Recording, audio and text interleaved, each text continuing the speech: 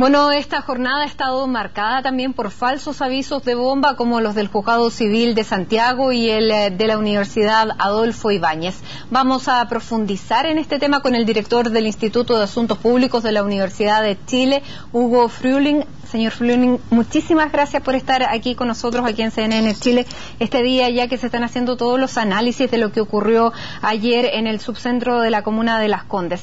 La primera pregunta, usted como analista y experto en seguridad, además de su cargo como director, ¿qué le parecen las medidas que ha anunciado el gobierno, estas medidas de dotar de nuevas atribuciones a las policías, reforzar con 500 carabineros, dar más recursos a la ANI? ¿Le parecen pertinentes?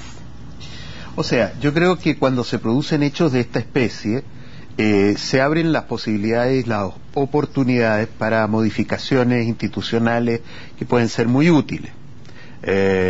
Yo solo quiero recordar que a raíz del asesinato de Jaime Guzmán y el secuestro de Christian Edwards, en definitiva se crea la Agencia Nacional de Inteligencia, la ANI.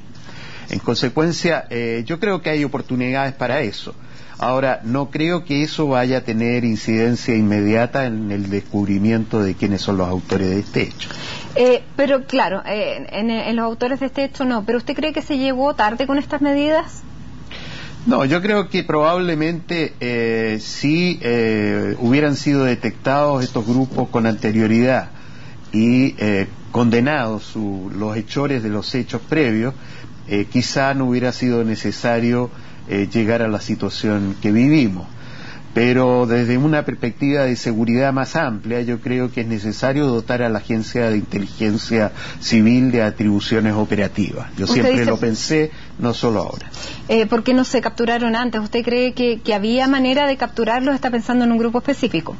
Bueno, siempre que ciertos tipos de delitos se producen de manera reiterada y por un largo tiempo y no se descubre aparentemente la hebra que conduce a sus autores, es dable pensar que las cosas no funcionaron bien.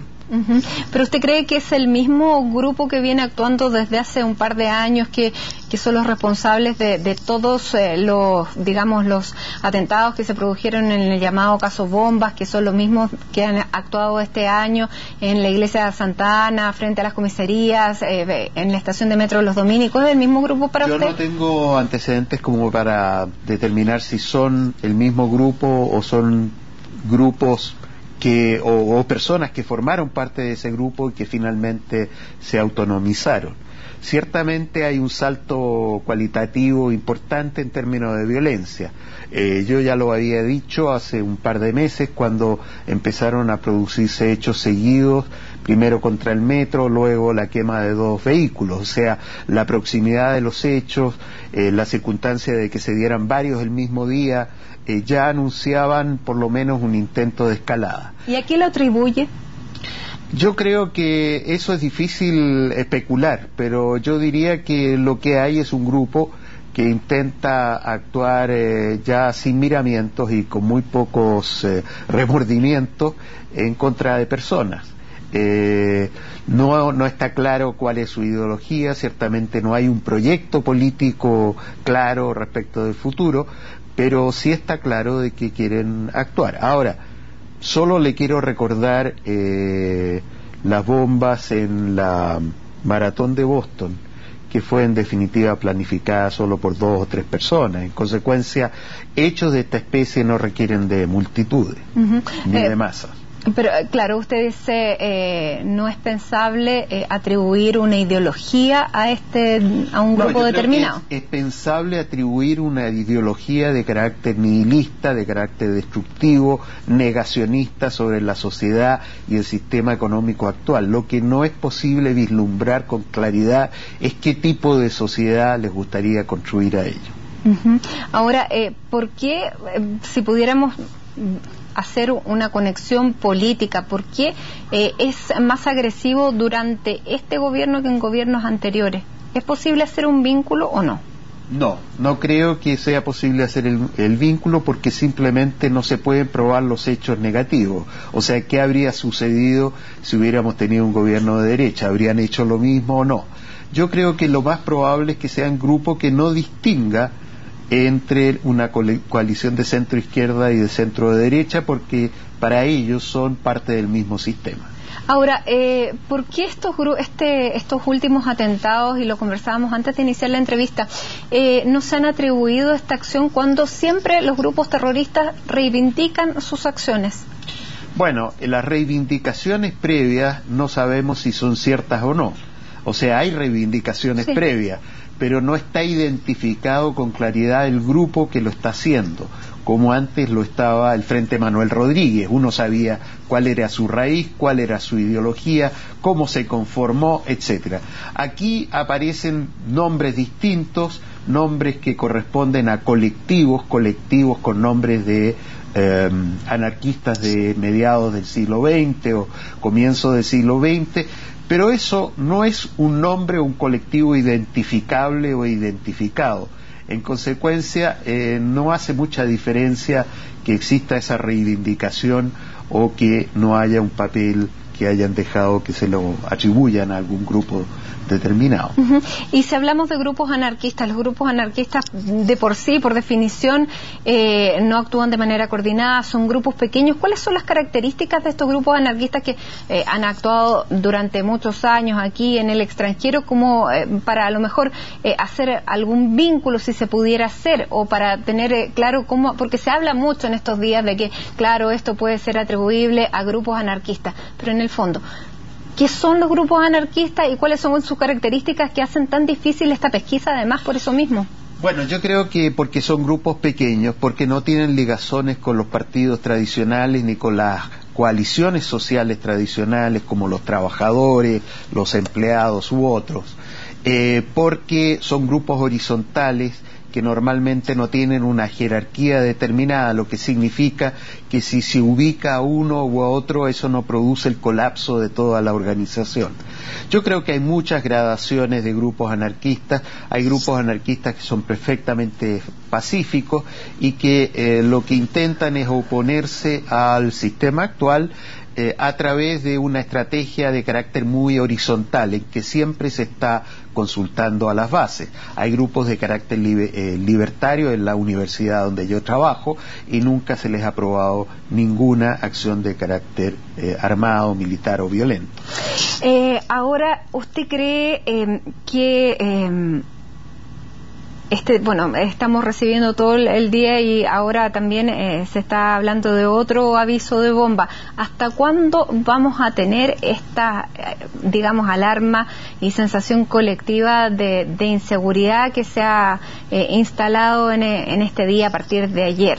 Donde se ve en cada mochila, en cada bolsa plástica olvidada, a lo mejor una posible amenaza. Bueno, yo creo que hechos terroristas producen este tipo de sensaciones. Lo produjeron en España con posterioridad al atentado al metro, lo produjeron en Londres, etcétera. Y hay que tener mucho resguardo y ser muy prudentes al respecto, porque eso puede llevar a una sobrereacción policial y terminar afectando a inocentes, como sucedió en Londres. Consecuencia, bueno, ¿es útil vincular a la población? Porque, claro, cuando se dice, si usted ve un elemento sospechoso, de aviso a carabineros, ¿eso finalmente es útil o termina recargando a las policías? Muy útil. Muy útil. Podría ser muy útil. Yo creo que además hace a la gente responsable de su propia seguridad y, en definitiva, permite aprender información que si no estaría en manos de las autoridades. Yo creo que eso es importante. Además, no es para sentirse tan espantado. Todos los que hemos viajado sabemos que es un llamado constante en todos los aeropuertos. Exactamente. Ahora, ¿qué es lo que se ha hecho mal hasta ahora para que no haya ningún detenido, no hay responsables y la gente siente esta sensación de inseguridad? Bueno, yo no lo sé, no conozco las investigaciones desde cerca y no sé lo que podría haber fallado. Yo creo que hay dos o tres alternativas. Una primera alternativa es que efectivamente estén detectados ciertos grupos, pero no exista una conexión clara establecida entre esos grupos y los hechos últimos ocurridos. Lo segundo es que se haya decidido continuar en la observación de estos grupos hasta poder contar con evidencias que permitan condenarlos. Y la tercera es la hipótesis que usted plantea, o sea, que no haya sido posible detectar nada, que no haya avances ostensibles y que la investigación no haya sido suficientemente fuerte o adecuada. Ahora, se está planteando y se ha planteado ya, está sobre la mesa, la modificación a la ley antiterrorista. ¿A usted le parece que la ley antiterrorista como instrumento es un instrumento útil? Yo creo que la ley antiterrorista corresponde a una expresión de política criminal que está muy unida a las circunstancias políticas en las que se aplica. Cuando la ley antiterrorista es cuestionada por la Comisión de Derechos Humanos y por la Corte Interamericana de Derechos Humanos, eso debilita su aplicación. Yo creo que requerimos, dado eso, una ley antiterrorista nueva, pero en definitiva, que exista o no exista esa ley antiterrorista no tiene incidencia alguna respecto del éxito de la investigación actual, por cuanto esa investigación no se realiza con procedimientos específicos que la ley determine, sino que corresponde a una investigación como cualquier otra. Señor Fruling, vamos a interrumpir esta entrevista. Queremos agradecerle por haber estado aquí en CNN Chile conversando con nosotros de este tema que seguramente vamos a seguir analizando junto a usted, junto a otros invitados, porque el tema así lo requiere. Muchísimas gracias y buenas tardes. Gracias por la invitación. Y nosotros nos vamos directamente a